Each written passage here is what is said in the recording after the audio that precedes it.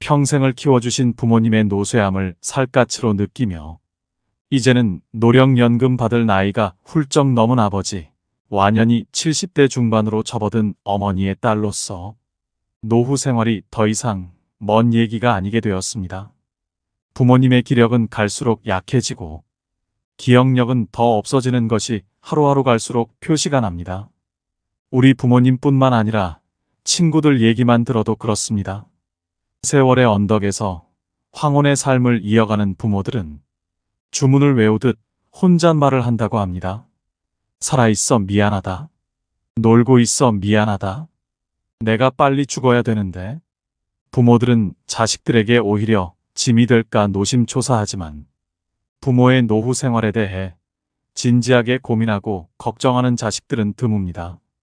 100세 시대라고 하지만 건강 수명은 그다지 늘지 않아 알고 보면 참으로 가슴 아픈 인생입니다.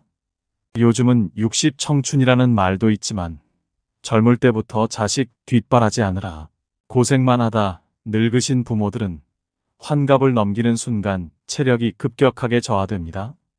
평생 일만 하다 평안한 노후를 보낼 때쯤엔 이미 늙고 병들어 안 아픈 곳이 없고 병원을 내 집처럼 드나들어야 합니다. 결국 기대 수명이 높아지면서 부모 간병이 새로운 부담이 되고 있습니다. 문제는 배우자를 먼저 보내고 혼자 남으면 자식들은 먹고 살기 바쁘니 잘 챙겨드리기 어려운 현실입니다. 물론 자녀들에게 해가 되기 싫어 자발적으로 요양원에 가겠다고 하는 부모들도 있지만 대부분은 본인 의지와는 상관없이 요양원이나 요양병원으로 떠밀려 갑니다. 요양원에 입소하는 부모들의 사연은 구구절절합니다. 주민등록 또한 요양원으로 옮겨왔지만 우편물이 오면 내 집에다 가져다 두시라고 합니다. 돌아갈 집이 없다는 것도 아실 텐데 그렇게라도 위안을 받고 싶어 하는 듯합니다.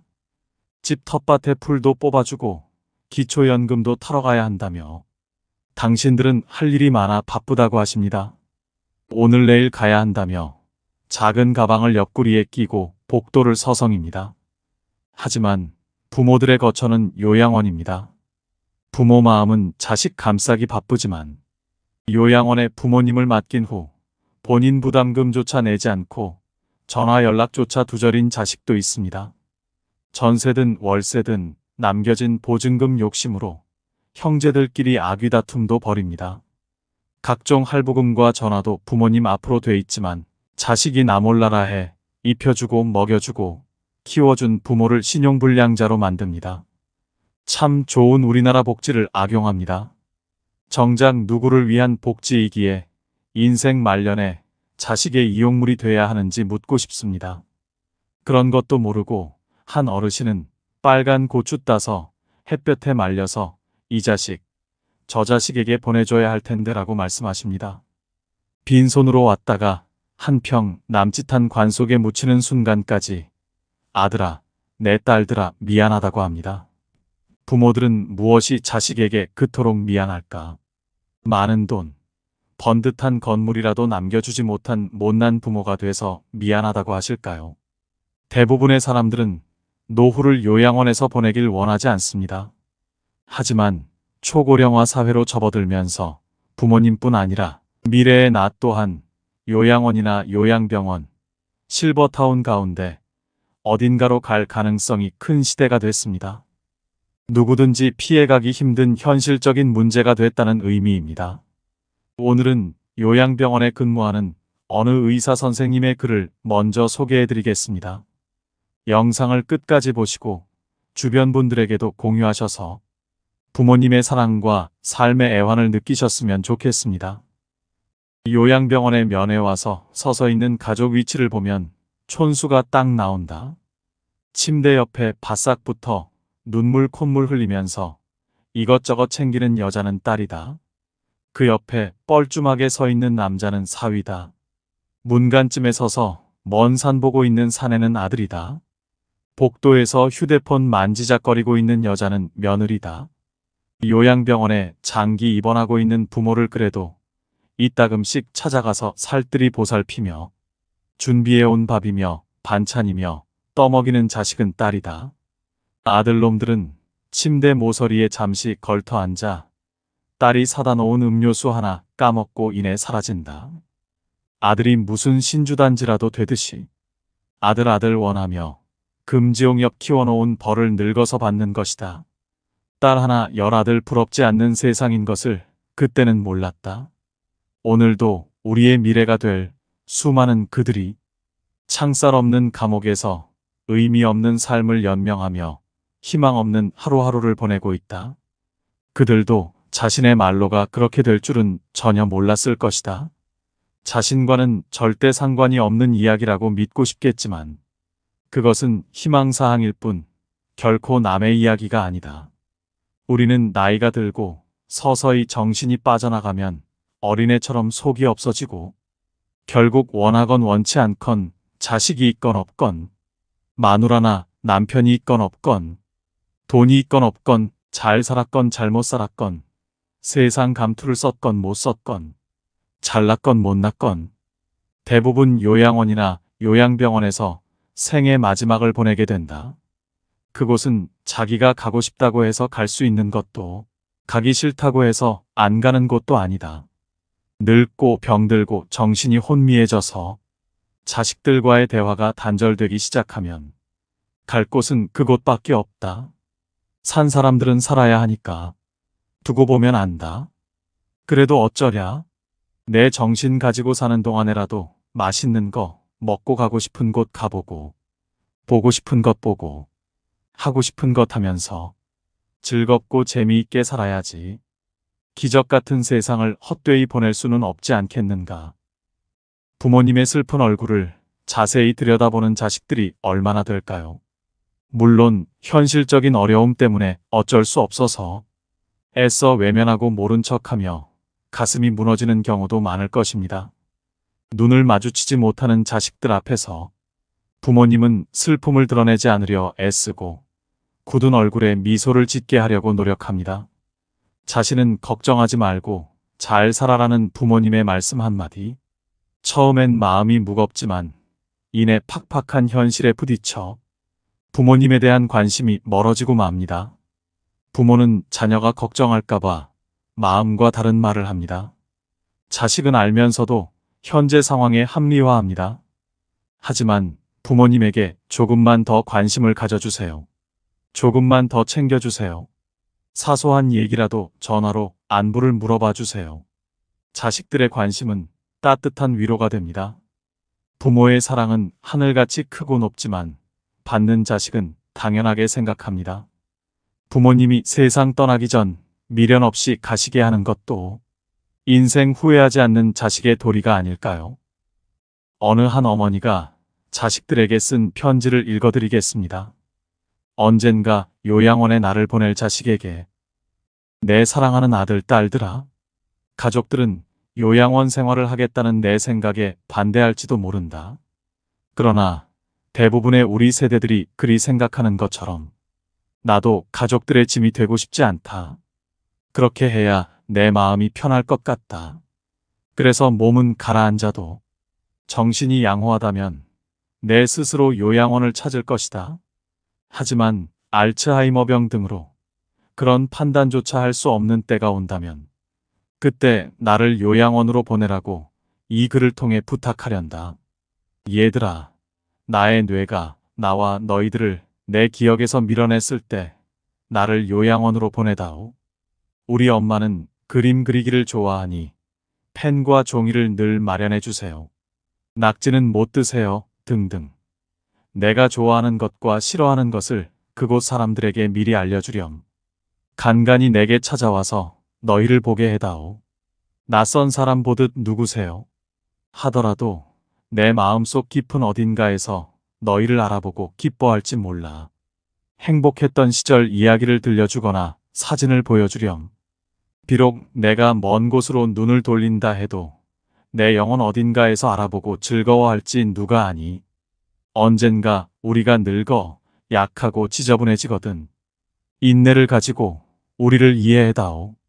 늙어서 우리가 음식을 흘리면서 먹거나 옷을 더럽히고 옷도 잘 입지 못하게 되면 네가 어렸을 적 우리가 먹이고 입혔던 그 시간들을 떠올리면서 미안하지만 우리의 모습을 조금만 참고 받아다오. 늙어서 우리가 말을 할 때 했던 말을 하고 또 하더라도 말하는 중간에 못하게 하지 말고 끝까지 들어주면 좋겠다. 네가 어렸을 때 좋아하고 듣고 싶어 했던 이야기를 네가 잠이 들 때까지 셀 수 없이 되풀이하면서 들려주지 않았니?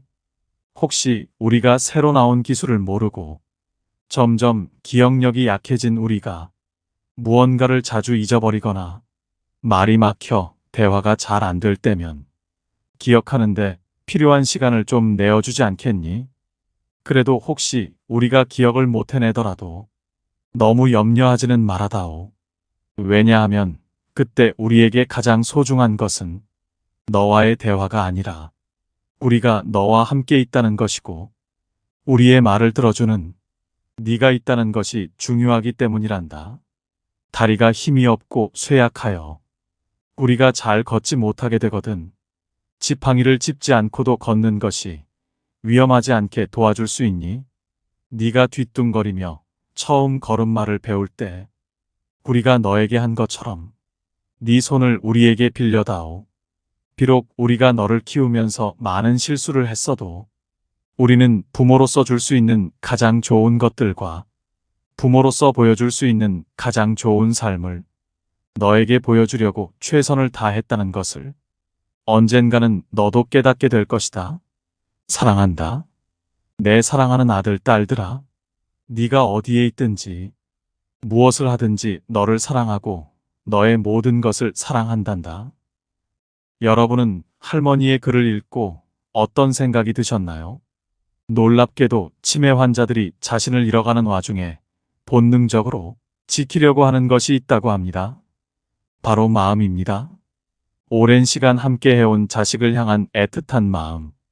자신의 이름도 기억하지 못하지만 출산한 딸에게는 미역국을 끓여서 먹이고 싶은 엄마의 마음처럼 기억은 사라졌어도 사랑하고 걱정하는 마음은 그대로 남는다고 합니다.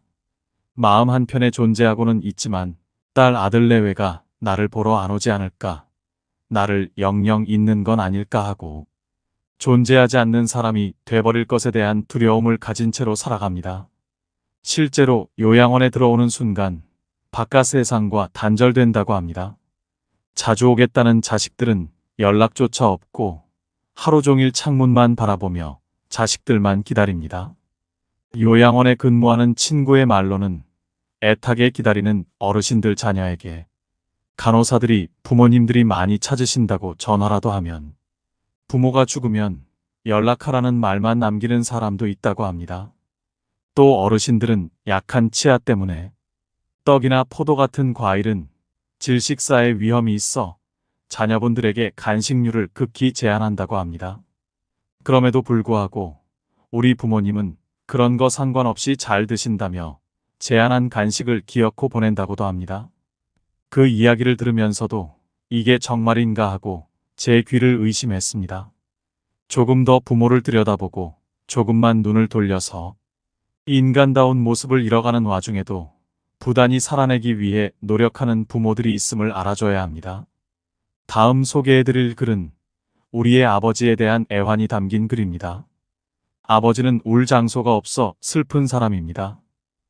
아버지란 누구인가? 아버지란 기분이 좋을 때 헛기침을 하고 겁날 때 너털 웃음을 웃는 사람이다. 아버지란 자기가 기대한 만큼 아들, 딸의 학교 성적이 좋지 않을 때 괜찮아, 괜찮아 하면서도 속으로는 몹시 화가 나는 사람이다. 아버지의 마음은 먹지를 한 유리로 되어 있다. 그래서 잘 깨지기도 하면서 속은 잘 보이지 않는다. 아버지란 울 장소가 없어서 슬픈 사람이다. 아버지가 아침 식탁에서 급하게 일어나서 가는 곳은 즐거운 일만 기다리고 있는 것은 아니다. 아버지는 머리가 3개 달린 용과 싸우러 나간다. 그것은 피로와 일과 직장 상사에게 받는 스트레스다. 아버지란 내가 아버지 노릇을 하고 있나? 내가 정말 아버지다운가? 하는 자책을 매일 하는 사람이다. 아버지란 자식을 결혼시킬 때 한없이 울면서도 얼굴에는 웃음을 나타내는 사람이다. 아들, 딸이 밤늦게 돌아올 때에는 어머니는 10번 걱정하는 말을 하지만 아버지는 10번 현관문을 쳐다본다. 아버지의 최고 자랑은 자식들이 남들에게 칭찬받을 때이다. 아버지가 가장 꺼림칙한 속담이 있다. 그것은 가장 좋은 교훈은 선수 모범을 보이는 것이다라는 속담. 아버지는 늘 자식들한테 그럴듯한 교훈을 하면서도 정작 자신이 모범을 보이지 못하기 때문에 이 점에 있어서 미안하게 생각도 하고 남모르는 콤플렉스도 가지고 있다. 아버지는 이중적인 태도를 곧잘 취한다. 이유는 아들, 딸이 나를 닮아주었으면 하고 생각하면서도 나를 닮지 않아 주었으면 하는 생각을 동시에 하기 때문이다. 아버지에 대한 생각은 나이에 따라 달라진다. 그러나 그대가 지금 몇 살이든 아버지에 대한 현재의 생각이 최종적이라고 생각하지 말라. 4살 때 아빠는 무엇이나 할 수 있다. 7살 때 아빠는 아는 것이 정말 많다. 8살 때 아빠와 선생님 중 누가 더 높을까? 12세 때 아빠는 모르는 것이 많다. 14세 때 우리 아버지는 세대 차이가 난다. 25세 때 아버지를 이해하기는 하지만 기성세대는 같습니다. 30세 때 아버지의 의견도 일리가 있죠. 40세 때 여보, 이 일을 결정하기 전에 아버지의 의견을 들어봅시다. 50세 때 아버님은 훌륭한 분이셨어. 60세 때 아버지께서 살아계셨다면 꼭 조언을 들었을 텐데. 아버지란 돌아가신 뒤에도 두고두고 그 말씀이 생각나는 사람이다. 아버지란 돌아가신 후에야 보고 싶은 사람이다. 아버지는 결코 무관심한 사람이 아니다. 아버지가 무관심한 것처럼 보이는 것은 체면과 자존심과 미안함 같은 것이 어우러져서 그 마음을 쉽게 나타내지 못하기 때문이다. 아버지의 웃음은 어머니의 웃음보다 2배쯤 농도가 진하다. 울음은 10배쯤 될 것이다.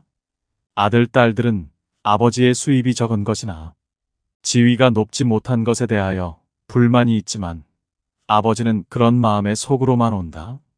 아버지는 가정에서 어른 인체해야 하지만 친한 친구나 마음이 통하는 사람을 만나면 소년이 된다. 아버지는 어머니 앞에서 기도는 안 하지만 혼자 차를 운전하면서는 큰 소리로 기도도 하고 누구인가에게 의지한다. 어머니의 가슴은 봄과 여름을 왔다 갔다 하지만 아버지의 가슴은 가을과 겨울을 오고 간다. 부모가 되고 나이가 들다 보면 어린 시절에 부모에게 불효했던 것을 뒤늦게 깨닫고 마음 아파한다. 나도 그러했기에 자식이 나를 서운하게 하는 일이 있다 해도 이해하려 한다. 아쉬움과 후회 속에서 살아가는 것이 인생이니까. 때가 되면 식물들은 꽃과 잎을 떨굴 준비를 한다. 꽃은 세상을 아름답고 향기롭게 꾸미고 벌과 나비에게 꿀을 주고 다음 세대의 번식을 위해 열매를 맺은 후에는 떨구어 대지를 향한다. 잎도 줄기의 작용인지 아니면 잎이 알아서 떨어지는 것인지는 알 수 없으나 가을이 되면 낙엽이 된다. 식물들이 때를 알아 꽃이나 단풍으로 마지막을 예쁘게 장식하고 떨어지듯 우리도 인생의 끄트머리에 있는 때를 미리 생각하며 아름다운 마무리가 될 수 있게 준비하는 것은 어떨까? 옛말에 한 아버지는 10아들을 키울 수 있으나 10아들은 한 아버지를 봉양하기 어렵다는 말이 있습니다. 자식이 배부르고 따뜻한가를 늘 부모는 묻지만 부모는 배고프고 추운 것은 자식들에게 말하지 않습니다. 더 많은 것을 주지 못한 자신을 탓할 뿐입니다. 아버지의 사랑이 묻어있는 글 한 편을 더 소개해드립니다. 애비야, 나 3만 원만 주고 갈 수 있겠니? 없어요. 80살이 넘은 아버지가 회사에 출근하는 아들에게 사정을 했건만 아들은 냉정하게 거절을 하였다. 늙은 아버지는 이웃 노인들과 어울리다 얻어만 먹어온 소주를 오늘은 한 번이라도 갚아주고 싶었다. 며느리가 설거지를 하다 부자 간의 대화를 듣다 시아버지의 그늘진 얼굴을 보았다. 며느리는 무언가를 한참 생각하더니 밖으로 달려나갔다. 한참 만에 버스를 막 타려는 남편을 불러세워 숨찬 소리로 손을 내밀었다. 여보, 돈 좀 주고 가요. 뭐하게? 애들 옷도 사입히고 저 오늘 동창 계모임도 있어요. 며느리는 지갑에서 5만 원 가량을 꺼내 헤아리며 담뱃값이, 차값이, 대포값이 어쩌니 하는 남편 지갑을 빼앗아 차비만 쥐어주고 집으로 돌아왔다. 그리고는 아파트 베란다에 기대 밖을 바라보는 시아버지께 돈을 몽땅 내밀었다. 아버님, 이 돈으로 드시고 싶은 소주도 잡수시고 친구분들도 오랜만에 대접해드리세요. 시아버지는 며느리가 고마웠지만 선뜻 받을 수 없었다. 너네 살기도 넉넉치 않은데 괜찮다? 애들 맛있는 거 사주거라. 며느리는 대답도 듣는 둥 마는 둥 돈을 탁자에 놓아드리고 서둘러 방문을 닫았다. 그날 밤 남편이 퇴근하고 돌아왔다. 씻지도 않고 노는 애들을 보고 왜 애들 좀 씻기지 이렇게 더럽냐? 고 말했다. 그 이튿날도 또 그 다음 날도 애들 꼴은 더러워져 가고 있었다. 새까만 손등이며 며칠 전까지만 해도 반들해하던 애들이 거짓꼴로 변해갔다. 남편은 화를 벌컥 내어 고함을 쳤다. 여편 내가 하루 종일 뭐 하길래 애들 꼴을 저렇게 만들어놔. 남편의 화난 소리를 듣고 있던 아내가 눈에 핏줄기가 서서는 화를 내며 남편에게 소리를 질렀다. 저 애들을 곱게 키워봐야 뭐해요? 당신이 아버지께 돈 3만 원도 냉정하게 거절하는데 우리 애들도 우리가 늙어서 3만 원 달래면 안 줄 거 아니에요? 그런데 뭐 때문에 애들을 사랑으로 키우라고 해요? 아내의 말에 남편은 말을 잇지 못했다. 한참 후 멍하니 서 있던 아들은 최면에서 풀린 듯 늙은 아버지의 방문을 조심스레 열었다. 늙은 아버지는 아들의 무정함을 잊은 채 안쓰러운 표정으로 어서 오거라. 회사 일이 힘들었을 텐데 고생했구나. 환절기라 감기 조심해야 한다. 아버지는 무정한 아들을 걱정하는 것이다. 어린 시절 아버지의 추억이 주마등처럼 스쳐 지나갔다. 아들 눈에는 눈물이 고였다. 노년빈곤이란 말이 있습니다. 노년의 빈곤은 불행한 일이라는 것입니다. 자식이 내미는 손과 부모가 내미는 손은 어떻게 다를까요? 부모는 자식이 내미는 그 손에 자신의 모든 것을 쥐어주면서 애벌레가 성충으로 크도록 애정으로 돌봅니다. 그리고 껍질만 남은 곤충처럼 되어버립니다. 그러면서도 부모는 자식의 손에 더 많은 것을, 더 좋은 것을 주지 못하는 것을 안타까워합니다. 세월이 흘러 부모는 늙고 힘도 없고 이제 부모는 가진 게 없습니다. 너무 늙어버린 것이죠. 그래서 이번에는 몇 푼 용돈을 얻기 위해 자식에게 손을 내밉니다. 그러나 자식은 부모 마음 같지가 않습니다. 부모의 내미는 손이 보기가 싫은 것이죠. 그에게 부담이 되는 것입니다. 자식이 내미는 손에 부모는 섬으로 주었건만 자식은 부모에게 호불호 주는 것마저 부담스럽게 느낍니다. 치매에 걸린 부모님을 모시는 문제로 고심하고 있는 분의 사연을 들려드리겠습니다. 언제나 제 유년 시절 기억 속에 포근하고 유쾌한 모습으로 남아있는 어머니. 그런 어머니가 치매에 덫에 걸리신 지 벌써 2년째입니다. 제 나이 59살 어머니는 벌써 80대이시니 무리도 아니죠. 그런데도 여전히 전 어머니가 방금 전 식사한 것도 잊으시고 밥을 찾으실 때마다 화장실에서 뒤처리를 하지 못해 헤매는 모습을 볼 때마다 억장이 무너집니다. 어머니를 돌보는 일을 저보다 더 많이 하게 되는 아내를 볼 면목도 없습니다. 이제 어머니도 아내도 모두 노인인데 얼마나 지치겠습니까? 결국 얼마 전 장남인 제가 5동생을 모았습니다. 무거운 마음으로 요양병원 얘기를 꺼냈죠. 다들 말이 없더군요. 내심 제가 계속 어머니를 모시길 바라는 눈치였어요. 그래도 저희 가족이 고생을 하니까 차마 말은 못하고 어떡하지 걱정만 하더군요.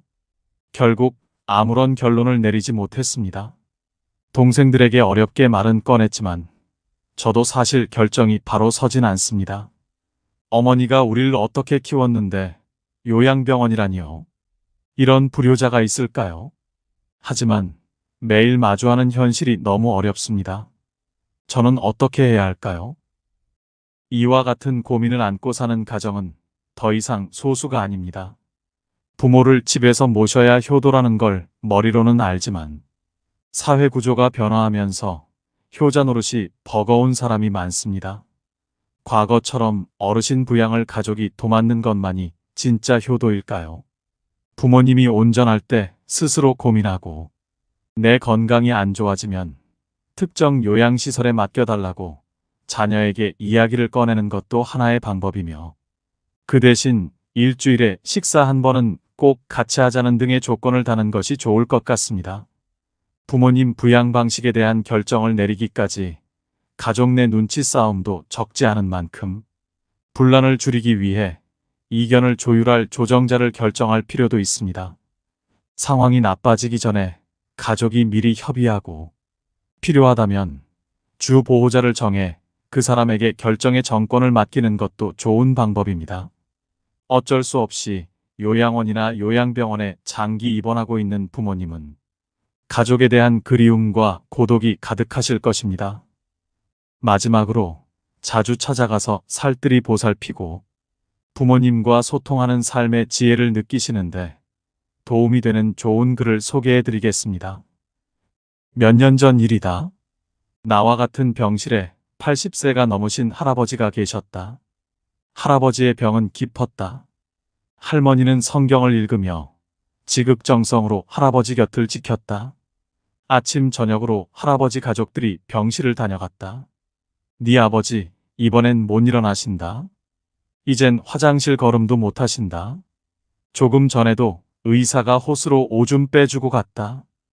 할머니는 눈물을 글썽이며 아들에게 말했다. 아들은 아무 말이 없었다. 그날 저녁 할아버지 막내딸이 병실로 찾아왔다.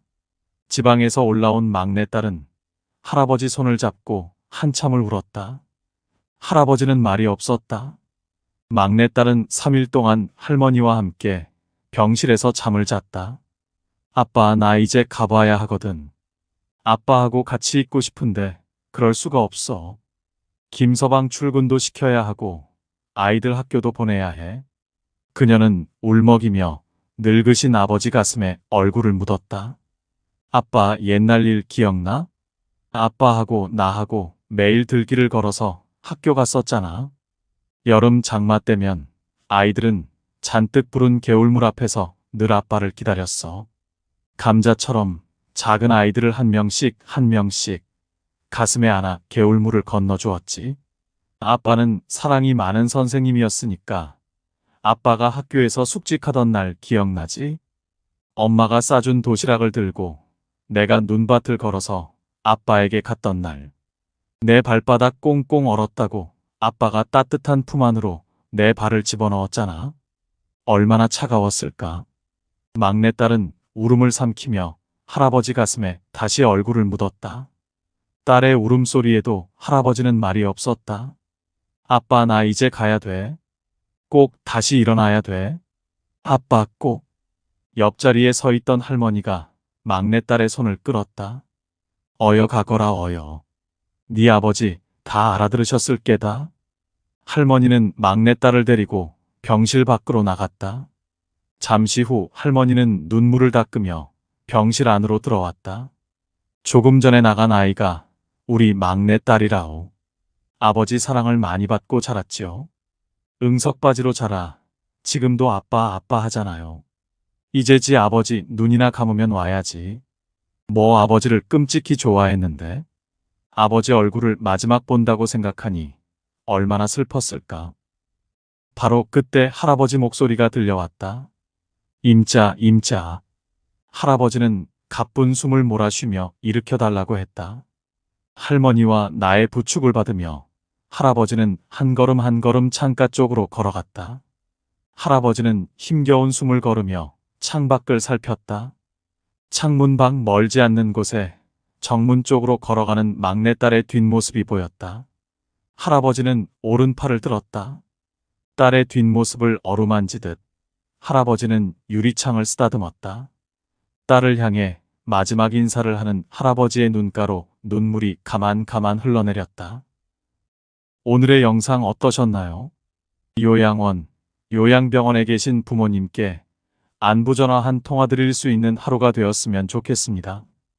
오늘도 노후의 지혜와 함께 해주셔서 감사드립니다. 황금빛으로 무르익어가는 여러분의 지혜로운 인생을 언제나 응원합니다.